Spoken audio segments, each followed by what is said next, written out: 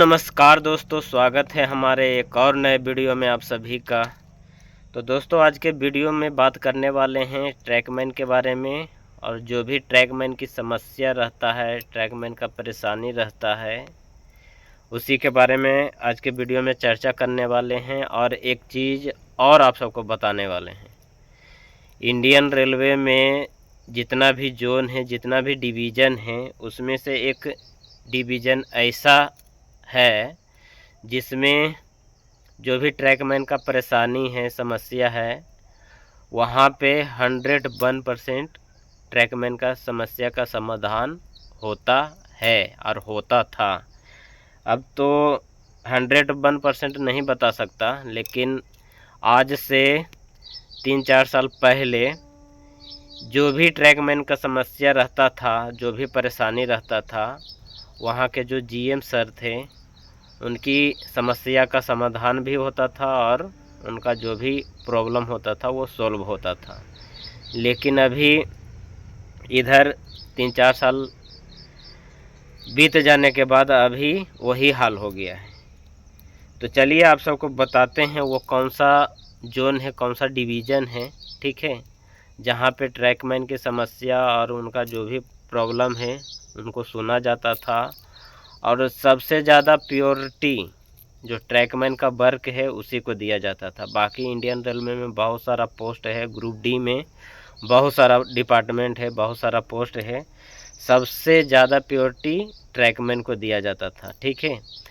और जब से इधर 3-4 साल की बात है, और जब से हमारे जो वो जीएम सर हैं उनका रिटायरमेंट शायद ट्रांसफ़र हो गया, जब से पहले जो अभी नियम चल रहा है और पहले जो नियम चल रहा था वही नियम हो गया।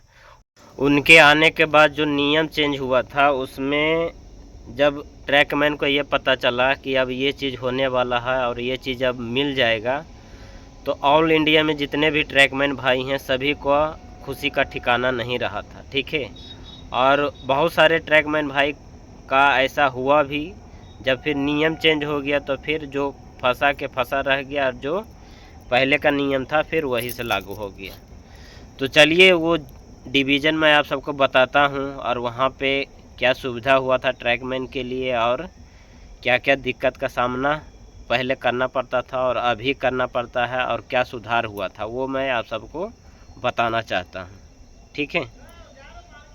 तो यहाँ से दोस्तों, जहाँ पे मैं रहता हूँ, यहाँ से 300-400 किलोमीटर पहले सोलापुर है। सोलापुर से थोड़ा सा हट के एक हुबली डिवीज़न है, ठीक है। हुबली डिवीज़न में जो हमारे जीएम सर थे, 2-3 साल पहले की बात मैं बता रहा हूँ, जीएम सर थे, वो ट्रैकमैन के हित के लिए जो भी काम होता था, जो भी परेशानी होता था ट्रैकमैन के लिए, वो सबसे पहले उनका सुनते थे। और वहाँ पे ऐसा नियम लगा था कि अगर ऐसा अभी भी रहता ना, तो इतना समस्या से वो जूझता नहीं। जितना अभी हार्ड वर्क करना पड़ता है, परेशानी होता है, और जो उनको मिलना चाहिए वो नहीं मिलता है, ऐसा 101% है कि वो सब समस्या ख़त्म हो जाता है। तो चलिए आप सबको बताते हैं कि हुबली डिवीज़न में क्या नियम था और क्या चेंज हुआ था। चेंज ये हुआ था कि जितना भी ग्रुप डी का सिलेक्शन होता है, उसमें ये चेंज कर दिया गया था कि अब जो भी ग्रुप डी में आएगा किसी भी पोस्ट पर, ठीक है, तो सबसे पहले ट्रैकमैन पोस्ट पर आएगा। जब 1800 ग्रेड पर ज्वाइनिंग होता है, तो सबसे पहले ट्रैकमैन पोस्ट पर जितना भी वैकेंसी है हुबली डिवीज़न में, सबसे पहले ट्रैकमैन पोस्ट पर आएगा।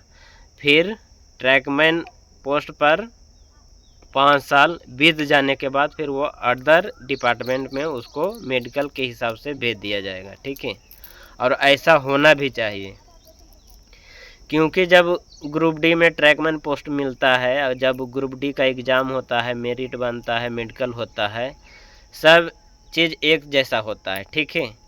और सब चीज़ होने के बाद जब सिलेक्शन की बारी आती है, तो किसी को ट्रैकमैन मिल जाता है, किसी को टीआरडी मिल जाता है, किसी को ऑपरेटिंग मिल जाता है।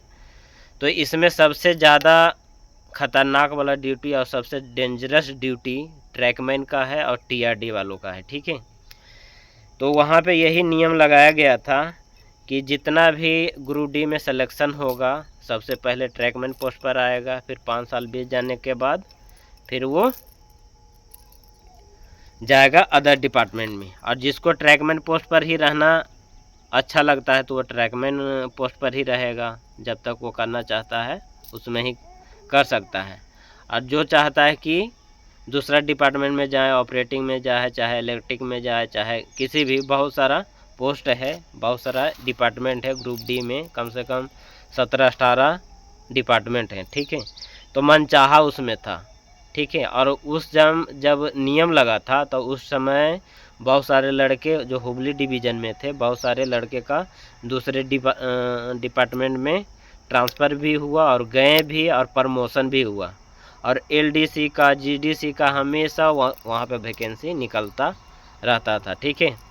और एक बात मैं और आप सबको बताता हूँ, जो हुबली डिवीज़न के जीएम सर थे उन्होंने ही ये नियम लगाया था कि जो जितने भी ट्रैकमैन पोस्ट पर कार्यरत है उनको जो हार्ड अलाउंस, रिस्क अलाउंस मिलता है, अभी तो 3000 कुछ मिलता है, ठीक है, पहले 2700 मिलता था। तो उन्होंने ही ये लागू किया था, लेटर जारी किया था कि अब जितना भी ट्रैकमैन है उसको 10,000 रिस्क एंड हार्ड अलाउंस मिलेगा। उन्होंने ही लेटर जारी किया था। जब ये लेटर जारी हुआ था फिर उन्होंने सभी से राय लिया, जितने भी डिवीज़न है, जितने भी जोन है, सभी से राय लिया कि हाँ भाई ऐसा होना चाहिए, और सभी के पास लेटर भेजा गया, ठीक है। जितना भी जोन है, जितना भी डिवीज़न है, सोलापुर हो गया, बहुत सारा 17-18 जोन है, सभी के पास ये लेटर भेजा गया कि जो ट्रैकमैन का वर्क है बहुत ही हार्ड है, बहुत ही रिस्क है, और जो पेट्रोलिंग करते हैं उनका बीट भी कम किया जाए। ये सब लेटर उन्हीं के द्वारा जारी किया गया था और सभी जगह लेटर भेजा गया।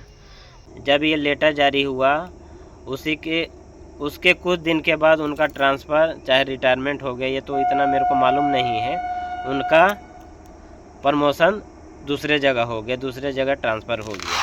अगर वो अभी तक रहते और ये चीज़ जो लागू हुआ ये अभी तक लागू रहता तो ट्रैकमैन का जो कायाकल्प है बहुत ज़्यादा चेंज हो जाता, और जो भी अभी तक समस्या उनको झेलना पड़ रहा है इतना समस्या नहीं रहता, ठीक है।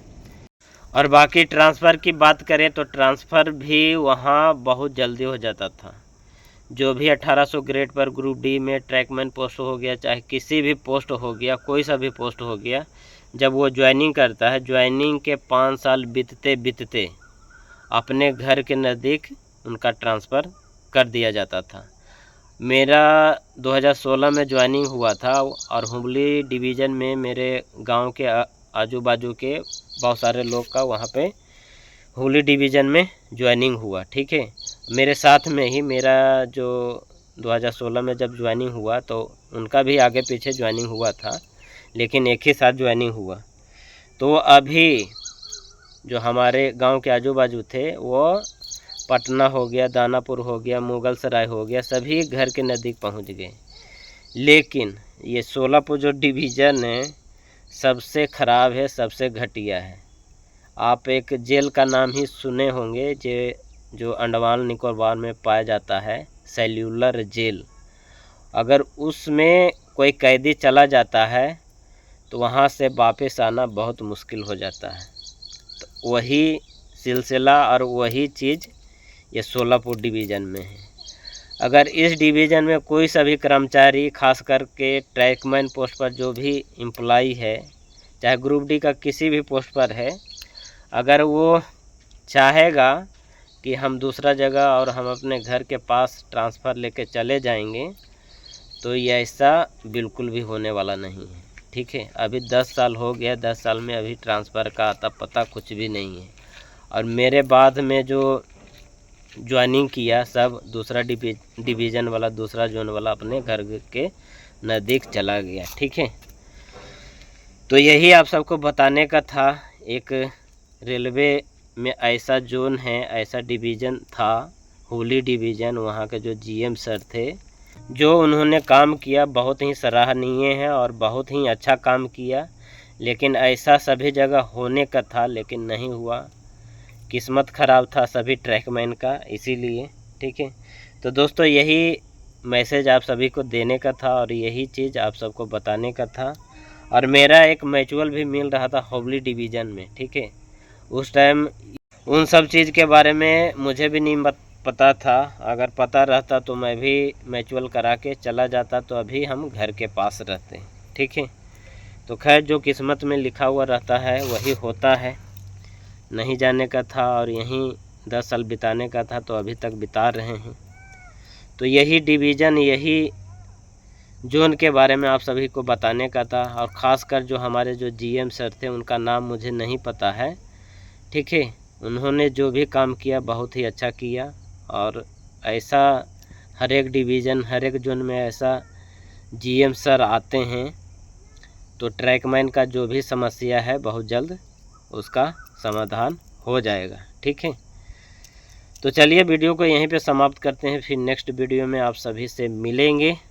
जब तक के लिए बाय।